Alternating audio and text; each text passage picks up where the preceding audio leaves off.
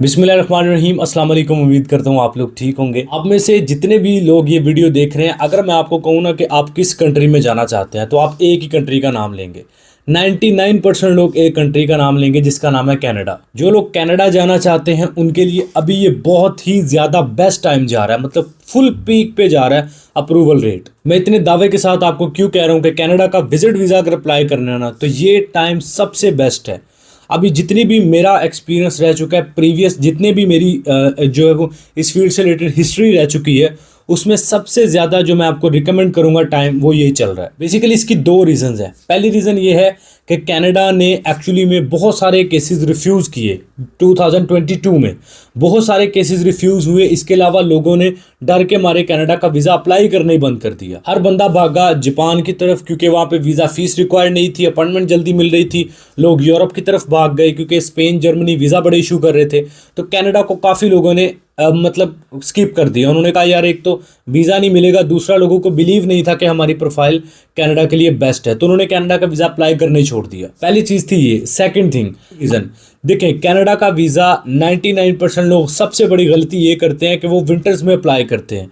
अच्छा, समर और विंटर क्या होता है? समर होता है बेसिकली हम गर्मियों को कह सकते हैं और विंटर कह सकते हैं सर्दियों को। विंटर आता है ना तो कनाडा की जितनी भी मतलब मोस्टली जितनी भी टूरिस्ट डेस्टिनेशंस होती हैं वो सारी बंद हो जाती हैं विंटर्स में, मतलब सर्दियों में, क्योंकि वहाँ पे बर्फ़बारी होती है, टूरिस्ट डेस्टिनेशन सारी कवर होती हैं बर्फ़ के साथ। तो गवर्नमेंट वहाँ पे किसी को जाने की इजाज़त देती ही नहीं है। तो अगर आप विजिट वीज़ा अप्लाई कर रहे हैं, इट्स मीन आप कनाडा को एक्सप्लोर करने जा रहे हैं, टूरिस्ट एज ए टूरिस्ट आप जा रहे हैं टूरिज्म के लिए।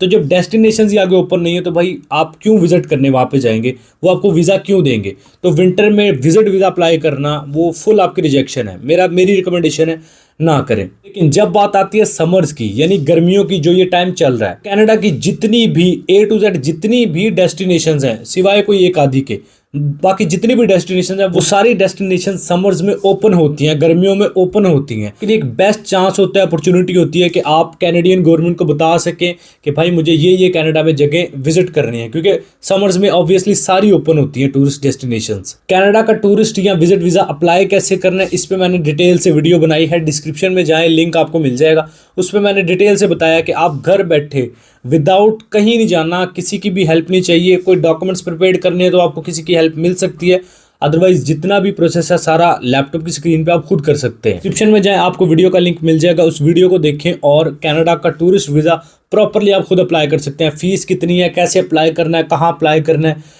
और डॉक्यूमेंट्स कौन से चाहिए, ईच एंड एवरीथिंग सभी कुछ इस वीडियो में मौजूद है। मजीद फिर भी कनाडा के टूरिस्ट वीज़ा को अप्लाई करने में कोई हेल्प चाहिए या फिर डॉक्यूमेंट्स प्रिपेयर करवाने में कोई हेल्प चाहिए तो ये नंबर आपकी स्क्रीन पे चल रहा है, व्हाट्सएप है। जस्ट आपने मैसेज करना है, कॉल नहीं करनी, और मैसेज करके जस्ट व्हाट्सएप पे मैसेज करना है और 1 से 2 दिन का आपने वेट करना है रिस्पॉन्स का। मैं वाज़िया कर दूँ, क्लियर कर दूँ, ना तो मैं कोई एजेंट हूँ, ना कोई कंसल्टेंट हूँ, ना मेरा कोई बहुत बड़ा ऑफिस है।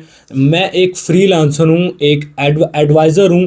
आप मुझसे एडवाइजरी ले सकते हैं, ज़रूरी नहीं है कि आप मुझसे सर्विस ले, आप मुझसे गाइडलाइंस भी ले सकते हैं विदाउट चार्जेस। अगर आप कोई ऑनलाइन सर्विस लेना चाहते हैं तो वो आप ऑनलाइन ही मुझसे ले सकते हैं। लाइक आपको इंश्योरेंस करवानी है, ट्रैवल प्लान बनाना है, डॉक्यूमेंट्स मेंटेन करवाने में कोई हेल्प है, वो मैं आपकी कर सकता हूँ। फिर आपके डॉक्यूमेंट्स रेडी हैं, वीज़ा सबमिट करना नहीं आ रहा, वो मैं आपके लिए हेल्प कर सकता हूँ। तो ये मैसेज करना, अपने ऑफिस का एड्रेस बता दें, आप एजेंट हैं, आप कंसल्टेंट हैं, आपके पास वीज़ा है, इस तरह का कोई भी मेरे पास ऑप्शन नहीं मौजूद कि मेरे पास कोई वीज़ा होता है। कि कनाडा के वीज़ा के लिए आप अपनी बैंक स्टेटमेंट को कैसे मेंटेन कर सकते हैं इस पे भी मैंने डिटेल से वीडियो बनाई है। आप डिस्क्रिप्शन में जाएं, वीडियो का लिंक मौजूद है। A to Z मैंने बताया कि आपने ट्रांजैक्शंस कैसे करनी है, जॉब वालों ने, बिजनेस वालों ने, कोई वेला बंदा उसके पास पैसे हैं, जॉब बिजनेस नहीं है, वो क्या करे, सारी डिटेल उस वीडियो में मौजूद है, डिस्क्रिप्शन में लिंक मिल जाएगा। बाकी बात करें ना क्लोजिंग बैलेंस की, तो वो आपके अकाउंट में कम अज़ कम भी 20 लाख रुपए होने चाहिए। अगर 20 लाख से कम बैलेंस है फिर अप्लाई ना करें, क्योंकि देखो यार कोई 5 साढ़े 5 लाख रुपए की तो सिर्फ टिकट ही खाली बन जाती है आपकी।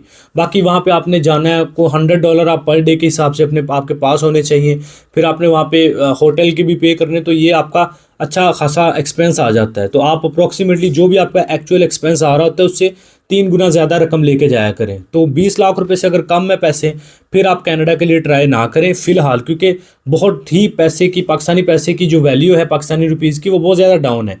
तो आप अगर उनको डॉलर्स में कन्वर्ट करेंगे वो बहुत ज़्यादा डॉलर्स नहीं बनेंगे। अगर आपके पास 10-15 लाख है तो 20 लाख रुपए अगर आपके अकाउंट में है तो आप ये रिस्क ले सकते हैं कनाडा के टूरिस्ट वीज़ा का। इसका मतलब ये भी नहीं है कि आपकी ना बैंक स्टेटमेंट अच्छी है ना आपकी प्रोफाइल अच्छी है, आप अप्लाई कर देंगे रिस्पॉन्स आ जाएगा। रिस्पॉन्स उनके लिए अच्छा आ रहा है जो प्रॉपर तरीके से प्री प्लानिंग के साथ चल रहे हैं। तो अगर आपकी प्रोफाइल अच्छी नहीं है फिर रिस्क ना लें, फिर आपकी फिर भी रिजेक्शन ही है। अगर प्रोफाइल अच्छी नहीं है, प्रोफाइल वेल मेंटेन है, प्री प्लानिंग की है, तो फिर इंशाल्लाह आप अप्लाई कर लें, अभी अच्छा टाइम है। ये मैंने बेसिक से एक वीडियो बनाई है ताकि आपको बता दूं कि इस वक्त अपॉर्चुनिटी अच्छी है, आप अप्लाई कर सकते हैं, टाइम अच्छा चल रहा है। जैसे मैंने आपको स्पेन और जर्मनी का बताया था तकरीबन 8-9 महीने पहले कि उनका टाइम बड़ा अच्छा चल रहा है, वीज़ा अप्लाई करें। लोगों ने, मेरे अपने बहुत सारे जानने वालों ने वीज़ा अप्लाई किए, मैंने उनकी हेल्प की, उनके वीज़े लगे भी। ऐसा नहीं कि सबके लग गए, कुछ के रिजेक्ट भी हुए। तो ज़्यादातर लोगों के अप्रूव हुए वीज़े, बहुत अच्छी वीज़ा रेशो रही थी। फिर मैंने आपको बताया था कि जर्मनी स्पेन का आप अप्लाई ना करें, रेशो अच्छी नहीं है, तो वहाँ पर रिजेक्शन आना शुरू हो गई थी। अच्छा, मुझे कैसे पता चलता है? बेसिकली देखें, जब आप किसी ऐसे क्लाइंट का केस सबमिट कर रहे होते हैं जिसमें आपको लग रहा होता है कि यार इसको नहीं मिलना, लेकिन उसको भी मिल जाता ना, तो इट्स मीन कि उनका वीज़ा रेशो अच्छा जा रहा है। लेकिन अगर आपकी प्रोफाइल ऑलरेडी अच्छी है तो फिर तो ऑब्वियसली आपको मिलना ही मिलना है वीज़ा। तो यहाँ से मैं एनालाइज कर लेता हूँ थोड़ा बहुत कि किसकी वीज़ा रेशो अच्छी है किसकी नहीं है, क्योंकि बहुत सारे लोग कमेंट में कहेंगे एम्बेसी तो आपकी है ना इसलिए आपको पता होता है सारा। तो ऐसा नहीं है, क्लाइंट्स के बिहाफ पे हम बात कर रहे होते हैं। बता दूं, क्लाइंट्स का ये मतलब नहीं है कि मैं कोई एजेंट कंसल्टेंट हूँ, मैं ऑफिस में बुला के सबके काम करता हूँ। मैंने आपको पहले बताया I am just online advisor, और आपको गाइडलाइंस दे सकते हैं जस्ट, या डॉक्यूमेंट्स प्रिपेयर करने में, कोई वीज़ा सबमिट करना है उसमें आपकी हेल्प कर सकते, जो ऑनलाइन सर्विसेज से रिलेटेड है वो काम आपके लिए कर सकते हैं। आई थिंक इस वीडियो से आपने कुछ नया सीखने को मिला होगा। आपको वीडियो पसंद आई है लाइक करें, चैनल पर पहली दफ़ा एवरी वीज़ा यूट्यूब चैनल को सब्सक्राइब करके बेल आइकन प्रेस करें। अपना बहुत सारा ख्याल रखें, मिलते हैं नेक्स्ट वीडियो में। टेक केयर, अल्लाह हाफिज़।